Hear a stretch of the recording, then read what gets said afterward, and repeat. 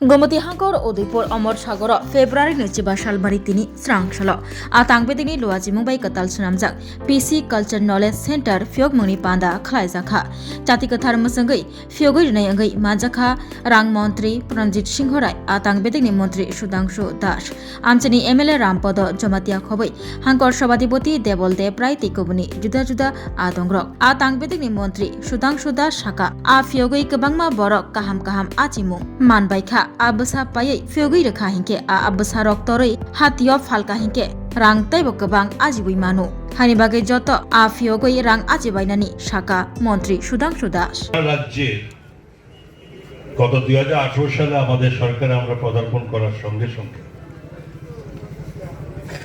দেশের যশস্বী প্রধানমন্ত্রীর যে ভিশন এবং যে সহায়তা তার মাধ্যমে সারা ভারতবর্ষের সঙ্গে আমাদের রাজ্য অভূতপূর্ব আমরা উন্নতির পথে পা দিয়েছি। দেশের প্রধানমন্ত্রী যিনি ওনার ভিশন এবং রাজ্য সরকারের মাননীয় মুখ্যমন্ত্রীর নেতৃত্বে এই সব ডেভেলপমেন্টের পাশাপাশি প্রত্যেকটি মানুষকে আত্মনির্ভরশীল করে গড়ে তোলা, প্রত্যেকটি মানুষকে নিজের রোজগারের সঙ্গে যুক্ত করে দেওয়া, যে অভিপ্রায় নিয়ে আমাদের কাজ, এতে তার মধ্যে ফিশারি ডিপার্টমেন্ট বা এআরডিডি ডিপার্টমেন্টের এই পশুপালন দপ্তরের তার মধ্যে একটা অন্যতম গুরুত্বপূর্ণ দপ্তর, যার মাধ্যমে রাজ্যের এক বিশাল অংশের মানুষকে সেখানে আত্মনির্ভরশীল স্বয়ংসম্বর তার পণ্য আমরা করার জন্য আমরা এটা কাজ করছি। যেমন এগ্রিকালচার ডিপার্টমেন্ট, তেমনি এই ডিপার্টমেন্ট সরাসরি একদম অন্তিম স্তরের মানুষের সঙ্গে যুক্ত এখানে করছে।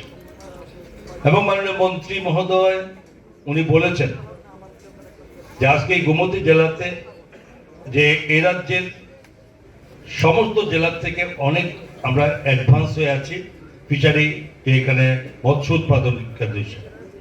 এটাও ঠিক, আমরা দেখেছি বিগত দিনে এই যে একটা ডান দিকে যে দিঘি আছে অমর সাগর, সারা রাজ্যের মধ্যে যদি কোনো স্পেসিফিক দিকে ধরা যায় তাহলে এর থেকে বেশি রোজগার, বেশি উৎপাদন এই রাজ্যে কোনো দিকে তার মধ্যে নেই। একটু আগে করে এসেছিলাম যেটা ফিশারি ইউনিটের যে আমরা করেছি, সেটা অন্যতম একটা দিঘি, যথেষ্ট বড় দিঘি, সেটা তো মাছ কিন্তু খুব তড়িৎ গতিতে এর মতো পারে। এবং তারপরেও যেখানে জামজুরি বলেছে সেটাও কিন্তু বৃহত্তরে খুব ভালো মাছ এখানে উৎপাদন হয়। এর বাইরে তো ছোট বড় অনেক কিছু আছে, মহাদেব দিঘি তো হয়, জগন্নাথ দিঘি তো আগে হতো, বর্তমানে সেটা বিশেষ কারণে যে ডাইরেক্টলি মৎস্য ছাড়া হয়, কিন্তু সেটা এটা অন্য ব্যবস্থাপনাতে আমরা এখন এটাকে স্টপ রাখা হয়েছে। ঠিক তেমনি এই অমরপুরের কথা বলেছে সারা রাজ্যে, তো এই জায়গাতে যে উৎপাদন আমরা প্রায় 20 মেট্রিক টন না 20 মেট্রিক টন আমরা বেশি করছি আমাদের চাহিদার তুলনায়। রাজ্যের মধ্যে বলতে গেলে এখনো যে পরিমাণ প্রতিটা মাথা পিছু সারা বছরে যখন ধরা হয় এবং তার সঙ্গে সারা বছরে যেটা আমাদের প্রয়োজন সেটা কিন্তু আমাদের রাজ্যে আজকেও আমরা উৎপাদনে সেখানে পৌঁছাতে পারিনি। আমাদের সেখানে তার চাহিদা মেটানোর জন্য বাইরের থেকে সেখানে মাছের আমদানি আজকেও আমাদের অব্যাহত আছে। কিন্তু মাননীয় মন্ত্রী যে উদ্দীপনায় চলেছেন ক্রমশ সেটা সংখ্যা উৎপাদন বলেছেন একটা কথা, যে মাছ খাওয়ার সংখ্যা তখনই পারে যদি প্রতিটা পরিবারের রোজগার বৃদ্ধি হয়। 2 দিনের জায়গায় বলেছে 5 দিন জায়গায় 7 দিন, এবং তার পরিমাণ এবং তার মানে বিভিন্ন রকম ধরনের খায়। তো প্রশ্ন হচ্ছে এটা ঠিক, তার সঙ্গে উৎপাদনের যেখানে প্রয়োজন সেই প্রয়োজনের তুলনা উৎপাদন আমরা এখনো পিছিয়ে আছি।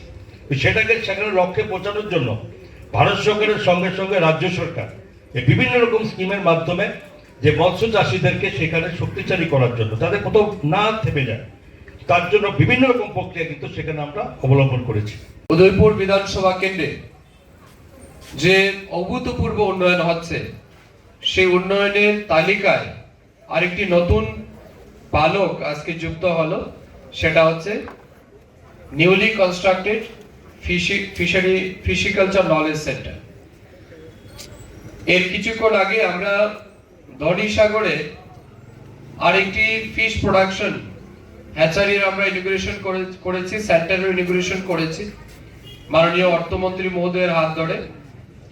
তো এই যে আমরা কনস্ট্রাকশন করছি বা ইনফ্রাস্ট্রাকচার ডেভেলপমেন্ট হচ্ছে, এটা কিন্তু নিঃসন্দেহে এই জেলার বা অত্র এলাকার যারা ফিশারি অফিসার আছেন, আমাদের ডিপার্টমেন্টের যারা এমপ্লয়িরা আছেন, তাদের কাজের সহযোগিতার জন্য এই অফিসগুলি কিন্তু গুরুত্বপূর্ণ ভূমিকা পালন করবে।